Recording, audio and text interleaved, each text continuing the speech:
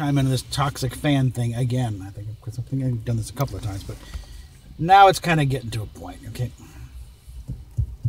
On the one hand, it's kind of a stupid assertion in the first place, because these people are saying, oh, these are the same damn fans that have been following these franchises for decades. Now they're toxic? How about maybe they know more about this stuff than you do, and you just got here, okay? I want to sit back and respect your damn elders. But also, I think the thing that's really particularly galling about this situation here is that generally science fiction fans, but especially Star Trek and Star Wars and Doctor Who fans, are generally the most open-minded, tolerant bunch on the planet. You're not going to find a more accepting bunch around. So when you start coming in to our house and trying to lecture us about diversity and tolerance, how dare you? Who the hell do you think you are coming in here telling us about, being diverse? Star Trek practically invented diversity as far as television goes. So don't you dare presume to come in here and lecture us on the subject. That is why we're pissed off. That is why you're getting boycotts now. And let's see, the latest poll. Let's say somewhere on the subreddit, there's a poll coming out. Random's got a video on it. Check that out. It's pretty good. But as far as anybody's entry point into Star Trek, it's down to like 0.3%. I mean, the large bulk of the people surveyed were in their like 20s to 30s, so their entry point mainly was next generation. The next largest segment was people in my age bracket, between late 30s and mid 50s, whereas original series. Later, it's like, yeah, the next biggest segment's like maybe 9% got in with Voyager. Your little newbie stuff that's supposed to appeal to the people who don't watch the stuff anyway, guess what? They ain't coming. For those of you, those very select few who did get into the regular stuff through these things like JJ and welcome to the party. Hope you learned something, more than when you got in. It's a much bigger universe than what JJ and Klutzman are showing. Klutzman? Yeah. Did you say that? Yes, I did say that. Yes, I did. Oh. I love it. But as far as, how dare you? Don't you dare try and tell us, I say it again, Star Trek wanted the people to think. It never told us how to think. Really the same with Doctor Who and Star Wars are really just a fairy tale to begin with, okay? Yes, there are some political allegories to be drawn here and there, but very few and far between, okay? And then on very general subjects. You start going to this special, thing. This is where the SJW, because, even Shatner said, yeah, Roddenberry's a big liberal. He was never an SJW.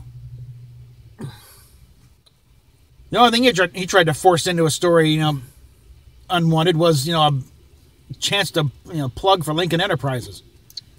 Try and make some money off it. As far as moral codes, it always fit the story. That was the story symbol, wasn't it? Yeah, the IDIC thing. He tried to, it was just a shoehorn scene in there where Kirk is awarding some guy, here's a medal. It's like, why are we doing this? Like, you advertise your mail order company on your own time, Gene. We got, valuable minutes to tell a story. But really, And why always prequel? It's a lot easier to slap something onto a pre-existing property with a minimal amount of background. Oh yeah, it comes before that, so all the stuff established, and just cram onto that. Yeah, instead of trying to come up with something new that might be somewhat interesting, rather than take something already there and warp it around to your twisted imagination. But I shudder to call it imagination at this point. But yeah, that's why this fandom has turned toxic. And it's not the fandom, it's the properties are becoming toxic because it's being injected with foreign substances that do not belong there. Now, Star Wars might be able to correct course because JJ is an old-style fanboy. Misguided, but he's a fanboy from Star Wars. He doesn't quite understand why Empire Strikes Back was such a big deal, but he knows it works, and he knows, And if George Lucas is involved in this, he knows better than to try and contradict George. They should get George involved. I think they're dragging his ass in there, but supposedly he's apparently somewhat involved with the Obi-Wan movie. Okay. At least according to Boris Johnson. And Boris is my age. He knows who George Lucas is. He saw the movies by the same time I did as a kid. Boris as in the former mayor of Boris as in possibly future prime minister if things go weird. Oh boy. Yes, former Lord Mayor of London, former MP for Henley, but also a current MP for another area. Former foreign secretary, and again, the way things are going, he may wind up prime minister.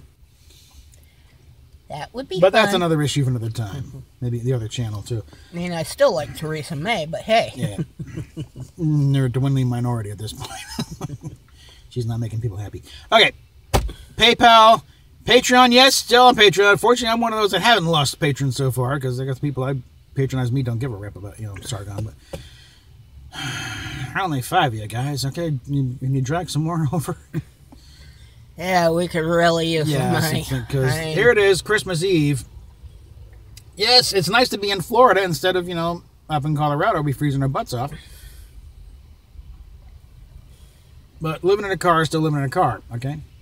And McDonald's is taking its sweet-ass time getting back to me on a job, so... Either I need a lot of patrons to start signing up here. I need a lot more... About, let's say 150 people, just to give a little cushion there to subscribe, to get this over the 1,000 subscriber mark, so I can remonetize, get some income coming in, and at least give us some options. Start doing super chats. And start doing super chats and really start having some fun. I've got a few models on my watch list on eBay for that blind build, for first live super chat. So. Again, PayPal, Patreon, all the links down below, and we'll talk at you later.